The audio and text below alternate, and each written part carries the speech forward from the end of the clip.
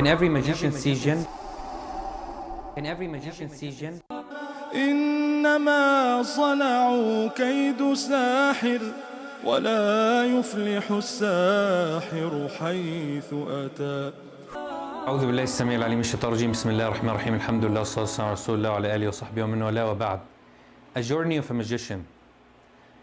Most people have asked, how do magicians become the way that they are and why they are disbelievers? And how do magicians deal with jinn? And how do they see them? And can every magician see jinn? Does every magician go through this journey in life? Well, we're talking about those magicians who have learned magic as the fundamentals and the foundations, not just those fake magicians who are doing card tricks or they're doing quick hand plays. We're talking about magicians who are dealing with jinn, who gain the support of jinn and the help of jinn when they're doing certain things that it's impossible for a human being to achieve or do. Those magicians who could tell you about things that have passed or things that are coming in the future, as we spoke about the fortune teller that Rasulullah have told us, and this it's part of jinn stealing the news from the skies when Allah subhanahu wa ta'ala revealed it to the angels. So what is the journey? What is the evil journey of a magician? Overall, to warn people from taking that journey and to actually scare them off from going into such a journey, a lot of people are curious to read books of magics. A lot of the youngsters that I've spoken to, they told me that they read a lot online about magic. They want to know and be familiar with the life of jinn, and they're searching more. This is one of the dangerous part. If you're not searching like a YouTube video to listen from a sheikh or a scholar or someone of knowledge to tell you about jinn, you're searching yourself. They could actually appear to you in a form that you're scared of the most. And let me tell you a journey of a magician, and you could, and this is known among the magicians and this is known among the books of magic that I'm not going to mention any of the names so people don't, out of curiosity, go and buy them.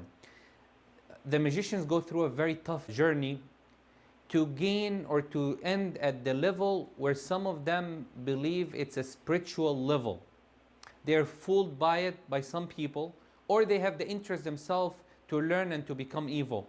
First of all, the more the magician is a disbeliever, the more magician commits an act of disbelieving in God, regardless of their religion. The more they disbelieve, the more help they gain from jinn. The more service they do to jinn and offer as a sacrifice, the more that they gain back from jinn. So a journey of a magician starts off like this. They first start by reading books of magic that leads them to few steps. And the first step is that they have to start performing certain acts to get them away from God, to get them away from Allah subhanahu wa ta'ala, or to get them away from what they believe in, if they believe in other than Islam, like Christianity and Judaism and other religions. So when they start the journey, this book leads them to what they are supposed to do. So the first thing that they're supposed to do after they start learning few tricks, few spells, few words, they start having nightmares, they start seeing illusions. The books leads them to enter a cave or an area that is isolated from people, from humans. And they have to spend certain period of time in that cave, whether it's 10 days, 20 days, 30 days, 40 days, 50 days. Then, when they're isolated in that cave, they're commanded to do certain acts, such as, one, they take in the books that they believe in, such as the Quran, the Bible, the Talmud, the Torah, and they take it in with them. And they're supposed to do what with it? They're supposed to cause most harm by relieving themselves and filth upon these books, such as the Quran. And this is the journey of one of the magicians mentioned that he repented, and it's also mentioned in some of the books on how that journey starts. They thought they were doing it because their spiritual level will become high and they'll become one of the righteous. They were fooled by their teachers through that journey. So when they got into the cave, they were commanded to be completely isolated, completely naked for about 30 to 40 days. And then they brought in the Quran and they divided the Quran into two pieces. And then they start wearing it in their feet as a sandal. And they start relieving themselves, all form of filth, all form of discharge that comes from them, whether it's urination or filth, whatever that is. And they step in it with the Quran. And then they bring in blood that is they're commanded to bring by a discharged blood from a woman through her menstruation. They bring in blood of animals. They're commanded to eat animals after they take them without slaughters. And then they walk in that filth area, no water. They don't use water for 40 days. They curse the mu'adhin if they hear the adhan. If they're in an area that they hear the adhan, they have to curse the mu'adhin. They have to say certain spells and certain wordings that they repeat. Sometimes they read the verses of the Quran backward, like 100 times, 200 times, 300 times. So they're doing all of this shirk and disbelief. They are even commanded sometime, and then some of the jinn might appear to them in a form of a woman, for example, or if a woman a man, and they start practicing sexual intercourse.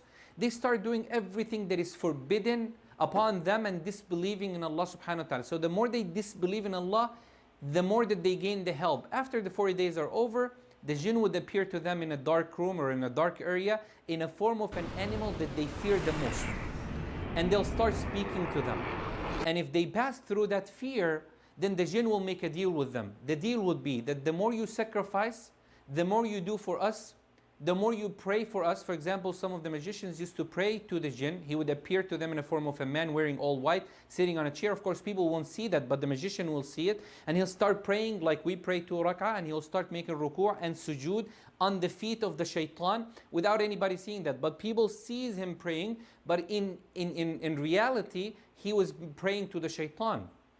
So when he does that, the shaitan will come and offer him some help if that person sacrifices. This is one of the journeys of the magicians. This is why Allah subhanahu wa ta'ala said, وَمَا كَفَرَ سُلَيْمَانَ وَلَكِنَّ الشَّيَاطِينَ كَفَرُوا. Allah called the magicians disbelievers because of such an act or such a journey that they have to go through. Be careful of reading such books. Stay away from books of magic. Stay away from searching a lot about magics and magicians, and even watching them, because the Prophet ﷺ said, if you ask a magician and you don't believe in them, your salah is not accepted for 40 days. May Allah subhanahu wa ta'ala protect all of us from such a route.